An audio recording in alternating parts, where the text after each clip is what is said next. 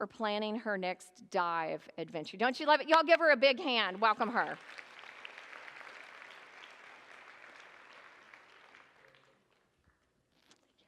Thank you. Well, it is so wonderful to be here with all of you this evening. I cannot tell you how much it is like a dream come true for a professional organizer to see this many women here and excited and ready to make room in their lives and their homes. So I applaud you for being here because that is just awesome. So thank you. I want to start out this evening by asking a question. And we're in church, so I really do need you to be honest. But how many of you, when you heard that a professional organizer was coming to be part of this presentation series, how many of you were like a little bit excited and a little bit giddy because you kind of like this kind of stuff? How many of you? Okay, that's a good number of people. So I'm going to assume the rest of you who did not raise your hand are kind of like, ugh, a professional organizer's coming. Because you think, no matter what I say, no matter what tips I give you, no matter what products I share with you, you think you're a hopeless case. You think you don't have an organizing bone in your body. Now, I'm not going to ask you to raise your hand if you think that that's true. That's okay, but I probably can tell from the nodding of your head or the looking down a little bit that's, maybe that's you, and that's okay. I'm used to, as an organizer, trust me, I am used to not being the most popular person in a room, so it's okay. But what I want to tell you before we get started, because I have a lot of good stuff I want to share to you about our kitchens, but before we get started, I want to tell you right before we get going that each and every one of you in this room has the ability to be organized. Now, I know you may not believe that. You may feel that you're hopeless. You may feel that you are just a lost cause. But I don't believe that to be true. I know that not everybody can be as passionate about organizing as I am. I'm kind of a little bit off the charts. But I do believe that each and every one of you at these tables can be organized. And here's why. Because God is a God of order. Last week, Tanya read to you from 1 Corinthians and said that our God is not a God of disorder, but of peace. And it can only be inferred that if he's not of disorder, then he must be of order. And so he is a God of order. And if you look through Scripture, we can see God doing everything in an orderly fashion. He doesn't ever do anything disorderly. And so we have to believe that if the Word of God is true, then that is true of who he is. That's his character. That's how he operates. And because that's who he is, as his child, that is what he longs for you as well. He longs for you to have that peace and that order. But here's the glitch that I find most people have. They think, well, okay, I can be organized because, I can do it. I'm gonna try to be what I see on Pinterest. I'm gonna try to do what I see on the TV show. I'm gonna just copy what I see in the magazine, or I'm gonna do what my neighbor does. And so you try, but it doesn't work for you. And then you think, well, see, I told you I was hopeless. I told you I was a lost cause. I tried to do it just like what the magazine said. I tried to do what they said on Pinterest, and it failed. So I must not be orderly. I must not be organized. I must be hopeless. And so I just want to encourage you that that's not the case. What I have found working with people is that being organized is not about necessarily the system, but it's about how you set up the system. It's about how you make organizing work for you. Because the truth is, God created you to be you. You are unique. You are fearfully and wonderfully made. He made you like no other. And the stumbling block most people have is that they try to go and copy. And when that copy doesn't work, then they think it doesn't work. But it does. You just have to figure it out and let it flow from within you. Let it come out of who you are, who God created you to be. Now, just to give you an example to solidify this, I have a math problem for you, okay? It's up on the screen, and I just want you to think. You don't have to answer this out loud, but it'll make sense in a minute. How would you solve this problem? Just in your head, how would you solve that problem? Now, some of you may have said 5 plus 5, right? Some of you, 6 plus 4. And others of you might have said 0 plus 10. Each and every one of you, unless you did the math wrong, each and every one of you was right? But you all came about it at a different way. And that's because that's how you think. There's nothing wrong with you saying 5 plus 5 and the lady next to you saying 6 plus 3. Nope, 6 plus 4. See, if you don't do the math right, you get messed up. But what I'm trying to say is, it'd be interesting later when you're doing your discussion, ask each other, how did you solve that math problem? And you would be surprised at how different each and every one of you answered that question. And so that is what I want to tell you is don't try to be like each person next to you, what you see in the world. Try to be the person God created you to be, because he will give you the strength, he will give you the abilities, and he will give you what you need to bring that order to your life, because he is a God of order and he wants you to have the benefits of an orderly life too. Okay? So are we good with that? All right? Okay, good. So then let's get started. Let's talk about our kitchens. Let's talk about our kitchen. Tanya called me and said, we want to talk about making room. And she said, what are some of the places that people have the most trouble making room? And so I said, well, kitchens are a big deal, and closets. So she said, great, let's do that. So tonight we're going to talk about kitchens. Next week we're going to talk about closets. And so when I think of kitchens, I tend to go a little bit old school. I don't think about Martha, and I don't think about Emerald, and I don't think about any of those people on the Food Network, all those champions, because that's not my thing. But I tend to think of Julia Child. Now, here's a picture of Julia. Some of you may be familiar with her. Some of y'all young millennials may not. But Julia was an American who went over to France and later in life became a well-renowned chef. Now, not only was she known for her cooking, she was also known for her kitchen organization. Now, you probably can't tell from the picture, but on the back, right there behind her where you can see all the knives and skillets and lids, those are all pegboards. And she would put everything up on the wall to make space. And not only would she keep it very well organized, she would take a black marker and she would outline the pots and pans. So she would know exactly where everything went, because she was obsessive about, being efficient in the kitchen, being orderly, because she didn't want to go, well, does it go here or does it go there? Or maybe today I'll just put it over there. Kind of what we do when we're not sure where to put things. And so she had this philosophy she followed. It was in French. I don't speak French, but it was called mise en place, which means near to hand, which basically means using and keeping what you need where you use it most. And her kitchen was so famous that the Smithsonian replicated it and kept it in the museum for several years. So I thought, well, if she knows a thing or two about kitchen organization, we could probably learn something from her. So what we're going to do is we're going to talk about this mise en place philosophy, and we're going to try to apply it to our own kitchens. And basically what it is just 5 zones. 5 zones. What I've learned about kitchens is you basically have 2 problems. First, you don't have them set up properly, and second, you got too much stuff. We'll get to the too much stuff in a minute. Don't worry, I'm not going to leave you hanging. But I want us to talk about these 5 kitchen zones, because I think if you can get 4 or 5 of these set up in your kitchen properly, it will truly make a difference in your kitchen and in the way you organize and the way you run it. All right, so kitchen zone number 1 is called the food prep zone. The food prep zone. Now, these are pictures of my kitchen, and I do not want you to look at these and go, I can't have that kitchen. Because remember, we're not doing the comparison game, right? This is about you and how you make it work for you. But I'm just not a person. I wanted to make these pictures to where you could see everything. So the first zone is what we call the food prep zone, and that is your largest counter space between the sink, the refrigerator, and the stove. And that is where you prep your food. It's where you slice and dice. It's where you mix and you prepare your food for the meal. And so in my kitchen, I use the small island, and I use the counter on either side of the sink. And so underneath those countertops, you will see drawers and cabinets. And in those drawers, following this near to hand, you will see that is where I keep all my kitchen prep appliances.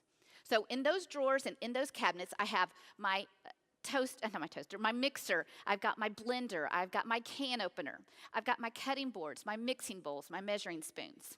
That's where I've got all the utensils, the measuring cups, and things like that to help me get ready to prep that meal. Okay? So that's what we want to do. We want to create that. A lot of times what I see people doing is they move into a house and they just put anything everywhere in their kitchen because they want to get moved in. They just want to figure out where to put stuff, and then they can't function well, and it becomes frustrating and overwhelming. So that's the first zone. The second zone is what we call the cooking zone. Now, these are pretty self-explanatory, so I'm not going to spend too much time on them. But the cooking zone is your stove, your microwave, your oven. So near those places is where you're going to want to store your pots and pans, your skillets. You may put some casserole dishes and bakeware. It's probably where you put some pot holders, your cooking utensils, and maybe even some spices and oils.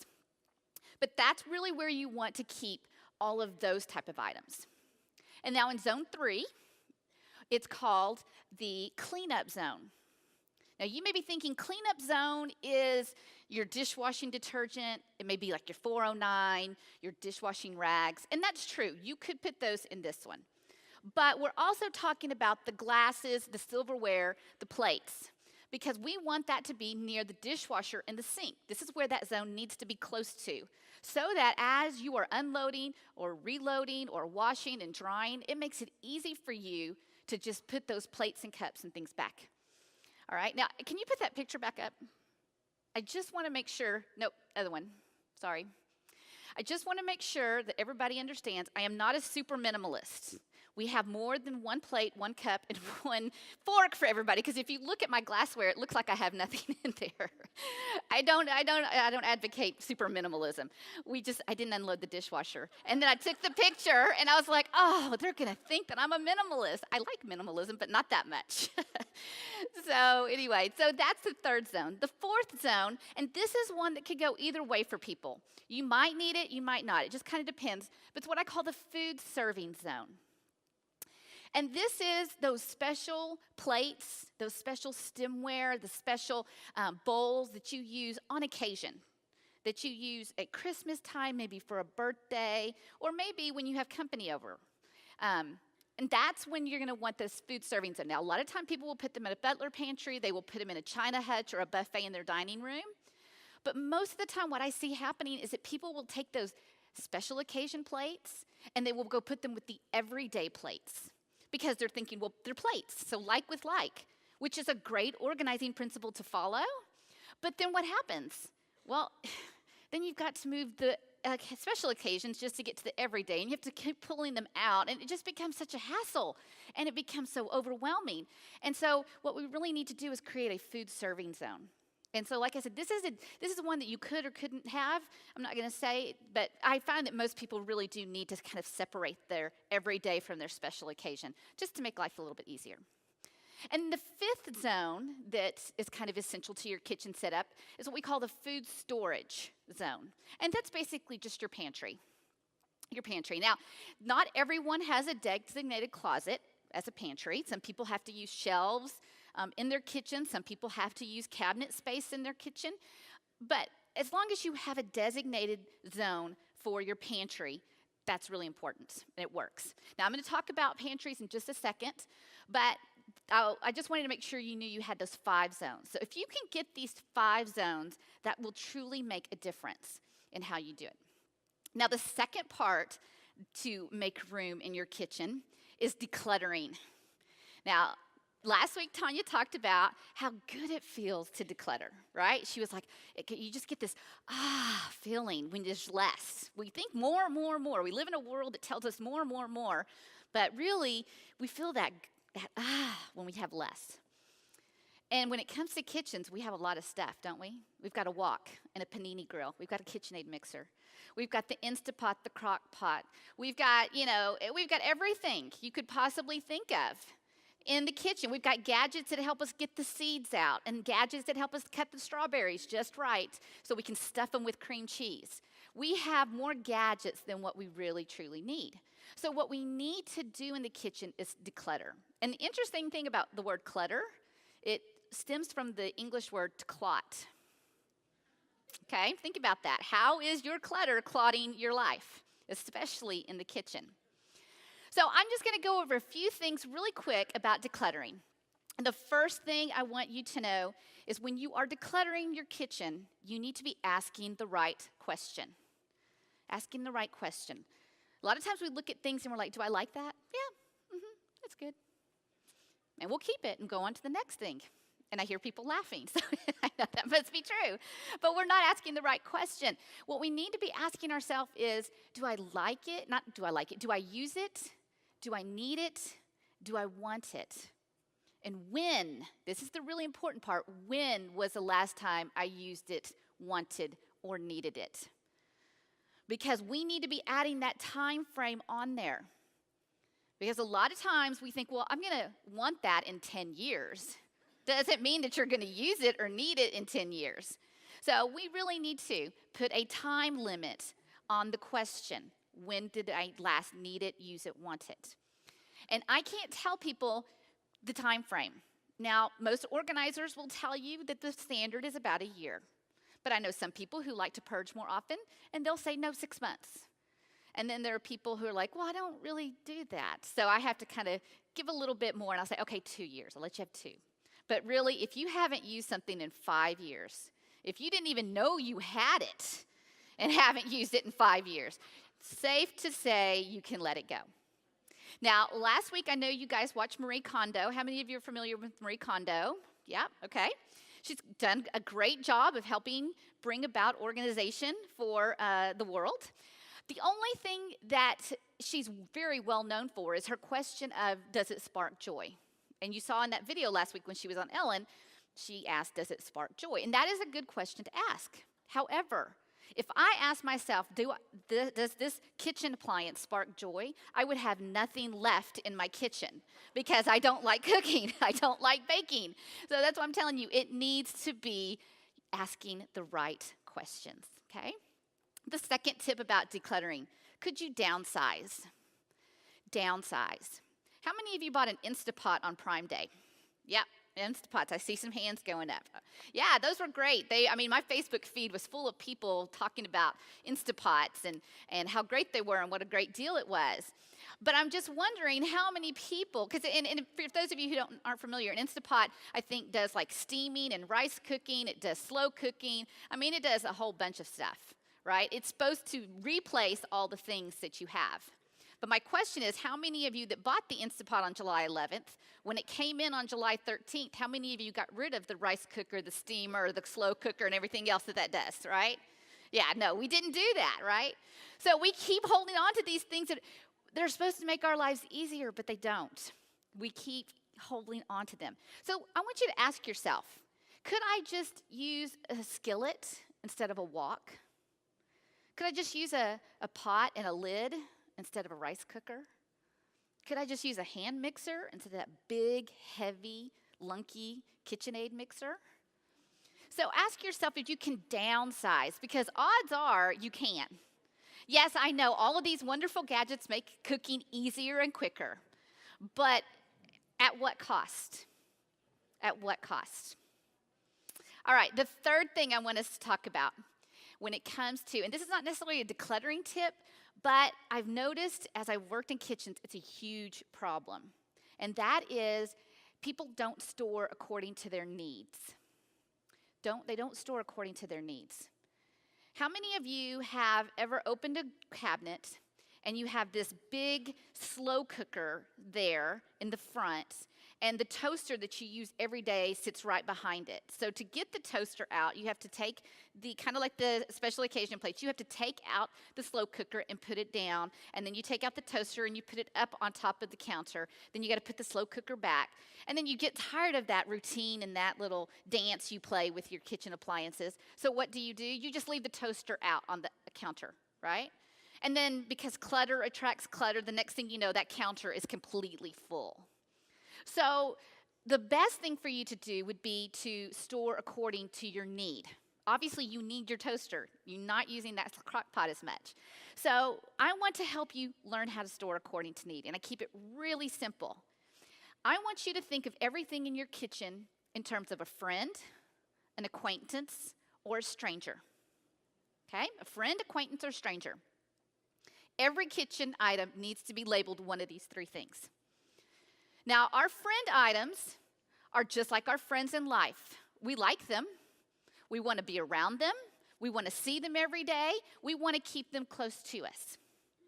So if you have a friend item in your kitchen, then you're going to want to store that friend item close to the front of the drawer, close to the edge of the cabinet, maybe eye level on your shelf, because that is where you're going to be able to see it and use it and have it easily accessible. Now, our acquaintance items, well, they're like the acquaintance people we have in our own life. They're people we like. We see them occasionally, 3 to 4 times a year, but we don't really need them all the time in our lives, right? So those acquaintance items in your kitchen, maybe like that slow cooker that you have, it can go a little bit further back in the cabinet. It can go a little bit higher on a shelf in your pantry. Or maybe you just put it a little bit further back in the drawer so it's not in the way. And then the third set of friends we have are stranger danger. Now, when my girls were little, I said, stay far, far away from strangers, right? That's what we tell our kids. You stay far, far away from strangers. Don't go near them. So if you have a stranger item in your kitchen, something like the turkey platter you use just at Christmas, well, that's a stranger item, right? We only use it every once in a while. And so we want to put that really, really up high on a shelf in the pantry. We want to put that maybe out in the garage if it were like the crawfish boil we only use in the summer. Or if we have some extra space in a closet down the hallway, we want to put it there. Okay? But that's what we want to be able to do, is store according to need. And I think if you will think of things in your kitchen as either a friend, an acquaintance, or a stranger, that really will help bring some order to your kitchen. Now, the last thing I want to talk to you about is your pantry. Now, pantries seem to be like a catch-all for anything and everything. Sometimes it can be a very struggle to have a pantry organized. And because you have people in your house, and they have to function and live there, and they're not always like you, are they, right? And so I want to encourage you when it comes to your pantry, I want you to think of it as a library. How many of you have gone to the library before? Everybody here is familiar with the concept of a library? When you walk into a library, books are not just scattered everywhere, are they? No, they're not. You've got the biography sections, you've got the fiction, the nonfiction, you've got the reference, and you've got the audio-visual, because those types of books go to those types of sections. That way, people can find what they need easily as well. Well, I want you to think of your pantry as a food library. Okay, a food library. So I want you to look at your pantry and say, what categories or what sections can I create in my pantry that will make it easier for people to put things back and for people to find things? And what that looks like for you and your family may be different from somebody else. But just to give you a few categories you might think about, snacks might be one, breakfast could be another, chips, snacks. Oh, I already said snacks. Breakfast.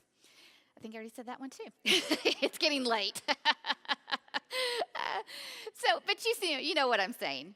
You have to think of the different categories, because it will make it so much easier, because then you will be able to see what you have. You won't be stocking up on things you don't need. You won't be stocking up on things you already have, and you won't be wasting food because it's stuck in the back corner. You didn't know you had it, and it expired, and you spent like, $6 or $7. It gets really frustrating.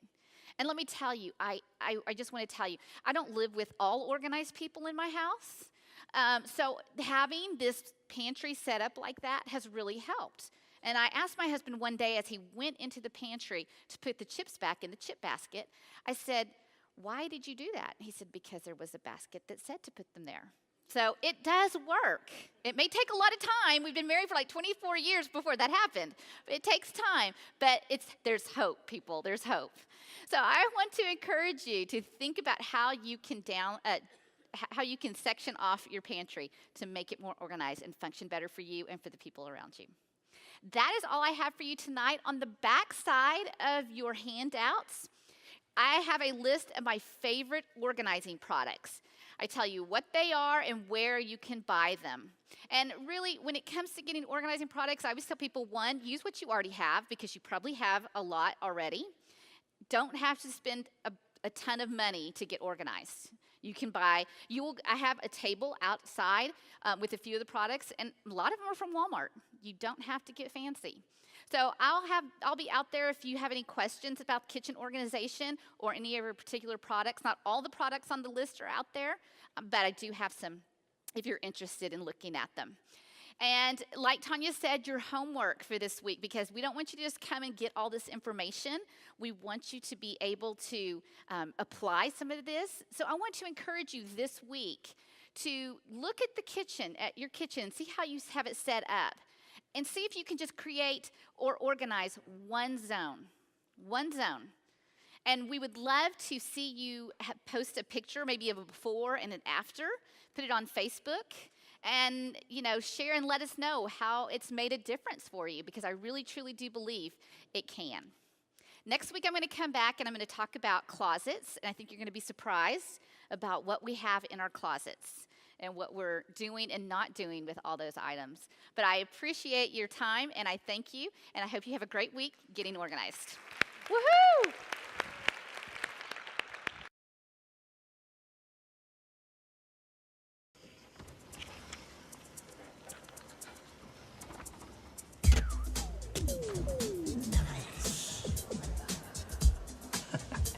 Is that mine? Why don't you go and find out? Okay. I have my own mall. Ooh, very nice shoes. I'm glad you like it. Try pressing button number 3. Oh.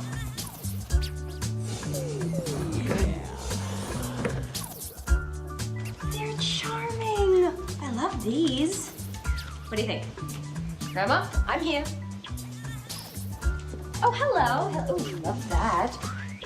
Now press combination 656. 656.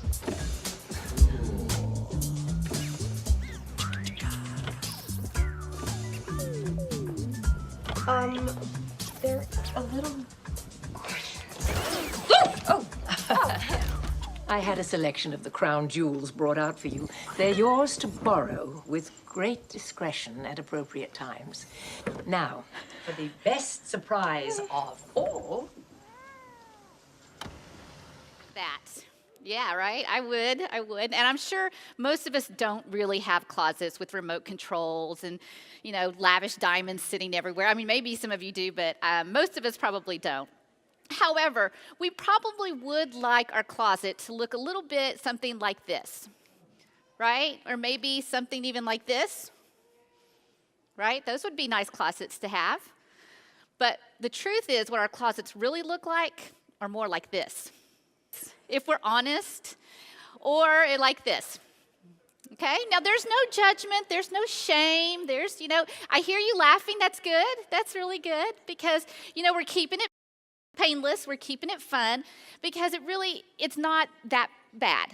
I'm going to tell you that. I know a lot of people say, oh, is this the worst you've ever seen? And you're not the worst, I promise. But I want to help you figure out how to make your closet look like the first pictures, because it's possible. But before we get into the steps of how we're going to do that, I just want to give you a few little statistics about our clothes and our closets, because I think you might find this a little bit shocking, okay? The average American spends $1,700 on clothes and related items each year. For women, that number jumps up to $3,400 a year. That's on average. Okay, on average, a woman has 90 items in her closet. Now, some of you may have less, and some of you have way more than 90, but that's okay. But out of those 90 items, 51% of those items are not used at all anymore. Okay, 51%, that's a lot of it. Now, if you have a shoe fetish, you might be interested in this statistic. The average number of shoes for women is 27 pairs, okay? Of which she wears 4 regularly, okay? Flip-flop, if you live in Texas. Maybe a nice boot, something like that, and then another flip-flop. All right, and then 1 in 4 women, okay, and I know we all struggle with this. 1 in 4 women keep 3 different sizes in her closet. okay? I will be the first to admit I'm right there with you, okay? But our closets don't have to be a nightmare for us. Actually, our closets really need to be a place of order. And the reason I believe this is because unless you walk around nude, which by the looks of it, you don't, you have to go into your closet and dress every day. Okay, and usually that's first thing in the morning, right? And if we're walking into a space that is overflowing, that is cluttered, that is messy, and we cannot find the shirt we need to go with a particular pair of pants, if we can't find the matching shoe, well, how does that make you feel? You're flustered, you're angry, now you're getting agitated, and that is how your day is starting. And nobody wants to start their day that way. So, we need to make room in our closets. And I'm going to tell you how to do that, okay? It's really a simple process. I'm not going to say it's easy because I know sometimes this is not easy for people. But I've broken it down into steps that I think can make it easier for you. And the first thing I want you to do is I want you to sort. Okay, sort. And the reason I have a stick of dynamite on this PowerPoint is because some of us have closets that we just need to throw a stick of dynamite in there and blow the whole thing up, okay? Start all over again, okay? So the first thing we're gonna do is sort. Now, I have this example. Now, this is a closet, and this is what happens when we start sorting. We're like, yes, yes. Oh, yeah, that's got a tag, yes. Yeah, tag, yes. Oh, no. Yes, no, yes, yes, no, no, no, no. Okay, I'm good. And you figure out what you want and what you don't want. Okay, but that's not really effective because it doesn't give us a whole picture. So I want you to start by sorting. And this is what I mean. I want you to go, okay, well, I've got a pair of black pants and I've got another pair of black pants. And I want you to start putting them into light groups. And you put all the black pants with all the black pants. And then we're going to put all the jeans with the jeans, okay? This way you get a clear picture of exactly, oh, see, there's another pair of black pants I had. Didn't know it. And then you kind of start getting a picture. So I want you to put all the black pants together, all the white shirts together, all the black shirts together. So I've got several black tops here, and I put them all together so I have a clear picture of exactly how much I have. Then when I'm done sorting, I can say, well, I've got 2 leather pants, 3 total, 10 total, 12 total. How many do I really need? But when they're all scattered all over your closet, you don't realize that you have 12 pairs of black pants. You just think, I have black pants, and you don't realize. So when you sort into light groups, it gives you a better idea of exactly how much you have, and you can question yourself, how much do I really need? Now, when you do this, I would not suggest doing it like I'm showing you. I would suggest taking it out of your closet into your bedroom and sorting it there. So you have a clear workspace. And you're gonna think, well, that just makes a mess in my bedroom. And it will. I don't know who it was that put the post, this is so terrible, I pulled everything out. I don't know if you're in here or not, but I loved it that she put on there that it was worse. And I'm like, yes, it does. It gets worse before it gets better. So just prepare yourself. You're gonna pull everything out and you're gonna have a disaster on your hands. But it's going to get better if you just hang with the process, okay? So the first thing we're gonna do is we're gonna sort.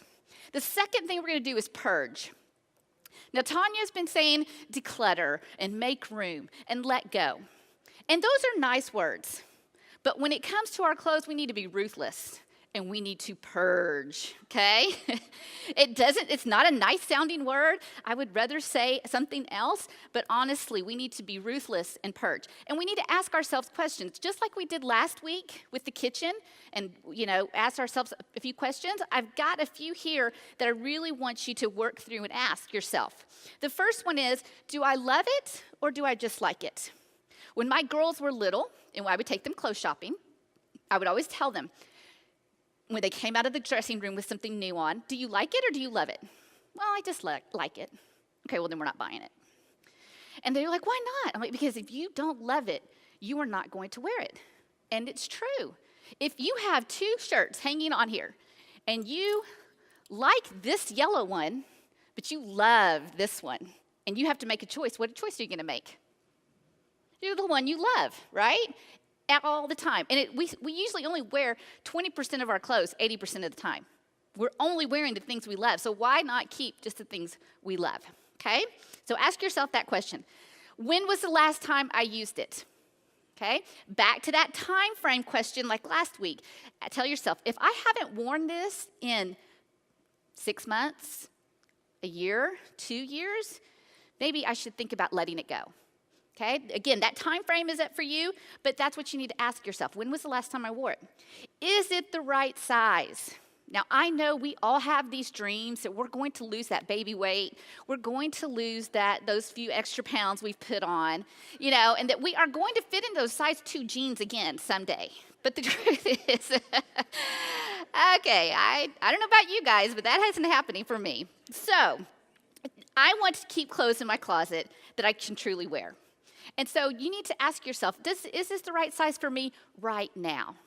And if it's not, you might want to consider one of 2 things. 1, letting them go, or 2, taking them out and putting them in a container and putting them somewhere else to where when you have lost the weight and you are ready for them, then you can go get them. But at least they're not taking up the space now, because it may be a while before you get back to those pants, okay?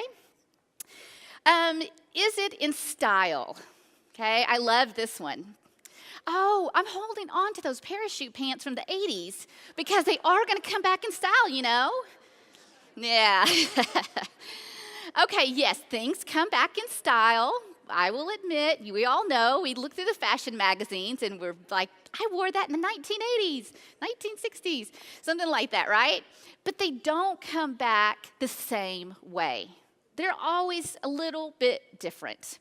So even if we hold on to them because they're going to come back in style, they're probably not going to be the exact same. And you're going to want to go get the one that's more current. So go ahead and let that one go. Is it comfortable and easy to wear? Okay, how many of you have that Christmas sweater, that's itchy and scratchy and it just, you don't feel good when you're wearing it? That's something you need to let go. If it's too tight, if it's too snug, if it's itchy, scratchy, whatever, if you just don't feel comfortable when you're wearing it, let it go. You don't need to hold on to that. Does it flatter me? Okay? I don't know about you guys, but I want to wear clothes that make me feel good. That I feel good, I look good, and, when I walk, I have a confidence about me. I'm not like, uncomfortable and uncertain about how I'm dressed. So keep clothes that are flattering for you. Is it in good condition? Now, is it missing some buttons? Does it have a broken zipper? Does it have stains in the armpits? Does it have a hole in the side? We keep them because we think, well, I'll get it fixed. I'm going to sew that button. I'm going to take it to the tailor and get them hemmed. But the truth is, we never get around to it. If we're truly honest with ourselves, we really don't. So, go ahead and let them go if they can't be fixed and you're not going to take the time to do it. It's okay. Again, if you have multiples, you'll know that because you've sorted and you're going to know how many do I have and how many should I keep. Does it still have the tags? Okay, we probably all have some that still have the tags. And then this is my favorite. This is one surefire way. If you have trouble making decisions about whether or not to let clothes go, if it still has dust that has gathered on the shoulders or on the top of the shoes, you're laughing because it's right. You've got some in your closet. I know it, right? Okay. That's just a surefire, let it go. All right, let it go. Let it go, let it go. Yes, sing the song. Play that song as you're purging. That will help. Now, another quick tip I want to give you about letting go, making decisions. If you find that you have trouble making decisions about whether or not to let something go, then I want to give you what I call the hanger tip. And some of you may be familiar with this already. But what you do is you take all your clothes and you hang them backwards. Okay? And I'm just going to do this with a few of them. Hang them backwards. And then as you wear them, and then wash them and put them back, you put them back normal. Okay? So let's say you wore this shirt and this one. Okay? I wore these. Anything after a certain time period, whatever that time period may be, if it's still hanging backwards, you have not worn it. You need to let it go. So that way, that helps cut back, because I know making decisions on some of these things, it's really hard. But that's an easy way to know whether or not you're really wearing something, is the closet tip. All right, the next thing you need to do, once you've sorted and then once you've purged, the next thing you need to do is assess and assign. Okay, assess and assign. And what I mean by assess is sometimes our closets have to function for more than just clothes. Sometimes they have to have multiple purposes. Maybe it has to be for your clothes and your linens. Maybe it needs to be for your clothes and your luggage storage. I don't know, because everybody's house is different. But by knowing and assessing this closet is simply for this purpose, that helps you know that all the kids' toys, all the extra gifts, all the wrapping paper, all the books, whatever else doesn't fit in that space. So you know easily those all need to go find a new home somewhere else. So try to just make an assessment and give your closet a definite purpose, and then make sure that if anything comes in that space, it falls under that purpose. Then once you know what the purpose of your space is, then you're going to assign homes, okay? Assign homes basically means how are you going to organize it? And remember last week we talked about not organizing just like what you see in Pinterest or on the magazines, but organizing it by who you are, how you think and work, and how your personal style is. So maybe you want to organize by type. Maybe you want to say, well, I want all the sleeveless first, and then I'm going to have the short sleeves together, and then I'm going to have the long sleeves together. And that's fine. If that's how you think, then go for it. But maybe you're like, no, I don't like that. I'm really more visual. I want it by color. So you want to start with all the white shirts first, and then maybe you want to go to the tan, and go down the Roy G. Biv of rainbow colors, however you want to do it. And whether they're short sleeve or long sleeve, you may put all the blacks together and all the whites together, however you want, and you may have it just a nice little colorful rainbow of clothes. Or you might decide, I want to do it by seasons. Now, we don't have a lot of seasons in here. In Texas, but if you have seasons, you may want to do it by spring, by summer, by winter, by fall. It's totally up to you. And the last option may be by function. Maybe you have some work clothes. Maybe you're a nurse and you have scrubs. So you want all your scrubs together. And then maybe you have your casual wear, and then maybe you have some more formal wear for things like church and special events. And so you want to section them off by that. But whatever you decide, however you want to do it, just go ahead and pick one way and let that be continuous throughout your whole closet, okay? Finally, C is containerize. Containerize, or contain. I like containerize. It's a word I made up. Create my own vocabulary. How many of you, when you think of getting organized, the first thing you think of is, I want to go buy some containers? Yeah, okay, yeah. We do. That's what we think. We think getting organized means going and buying containers. And that's why the Container Store exists for people like us. But the truth is, getting containers for your closet needs to be one of the last things. That's why I have it very low on the list. Because let's say, for example, you start out with 50 scarves. And after you've sorted and purged and assigned homes, you realize you're really only going to keep 10. Well, if you'd had 50 scarves, you would have needed a big bin, right? But now you only have 10 scarves, so you don't need as big of a bin. So really don't go and buy containers until you know for sure exactly what you have and how much you have and where you're going to put it, because all of that has to go into account. You may have been hanging something, but now you've decided, well, I've gotten rid of a lot of it, so I'm just going to put it on the shelf. And now it can go on a bin or a container of some kind. So that can make it much better for you. So don't do the containers until you get to this point. And if possible, label. Okay? Label. And labels is what there's parentheses. Because sometimes we'll say, well, I'm going to put my shorts in this red bin, and I'm going to put my T-shirts in this blue bin, and then we forget which one's which. And what happens? Well, then sometimes the T-shirts go in one and the shorts go in the other, and it just becomes a big jumbled mess of stuff. So we really want to try to label it. Now, sometimes labeling containers, if they're not plastic, can be difficult.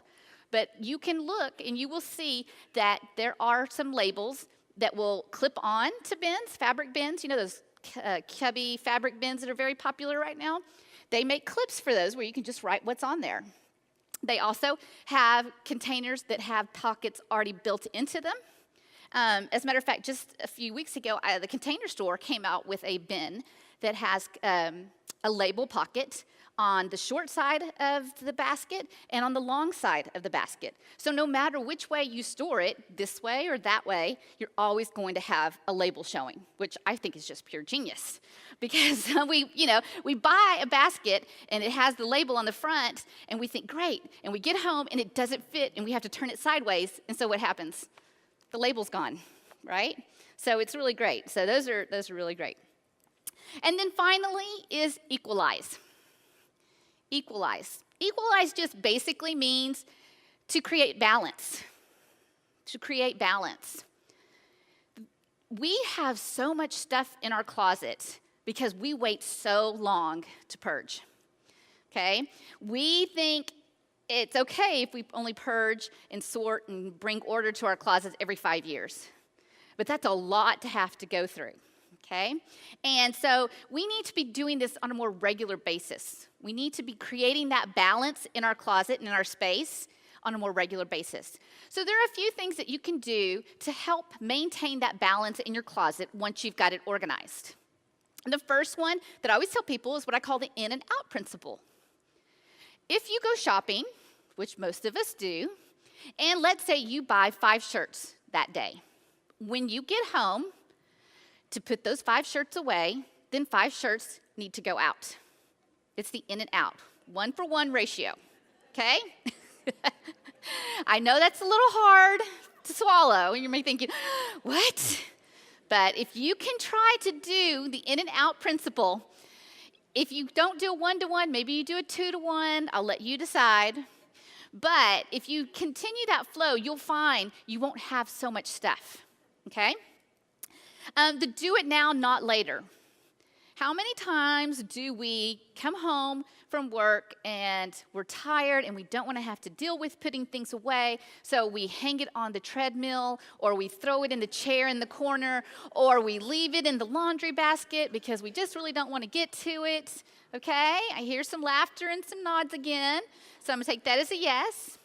So that's what happens. And then what happens? Everything piles up. And then we have piles.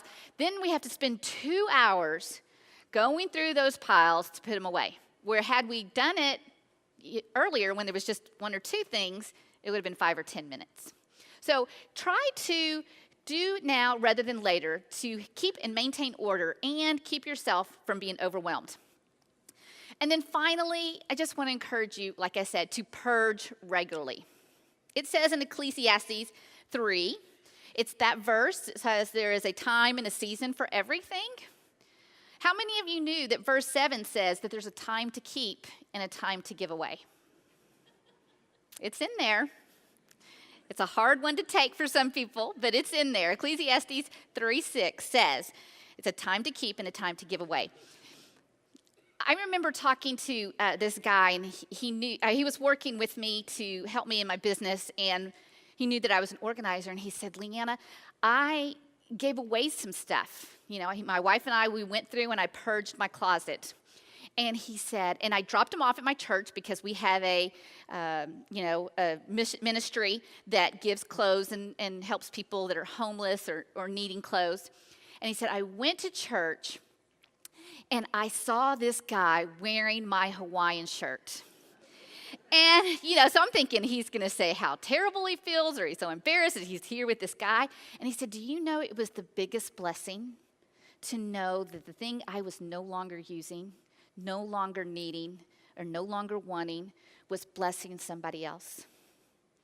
When we let go, when we purge on a regular basis, not just to maintain order in our own space, we also have the ability to bless others with things we're not using anymore. So, if you notice, the S, the P, the A, the C, and the E all spell space. Okay? They all spell space. So, if you can remember to sort, purge, assess and assign, containerize, and equalize, then I'm hoping that you will be able to make space in your clothes closet. Thank you so much for having me. I've enjoyed being here with you these few weeks. I just want to remind you, I have some of my favorite closet organizing products out in the hallway. If you guys want to come out and see them, I've got stuff that I can show you to maximize small spaces, as well as some really neat, cool products that I've discovered that I've really enjoyed. So I hope you will check those out. I'll be out there if you have any questions. But thank you so very much. Woo! Thank you so much. Haven't you loved this? Okay, y'all have to do pictures this week. We can do this, right? Everyone say, we can do this. We can.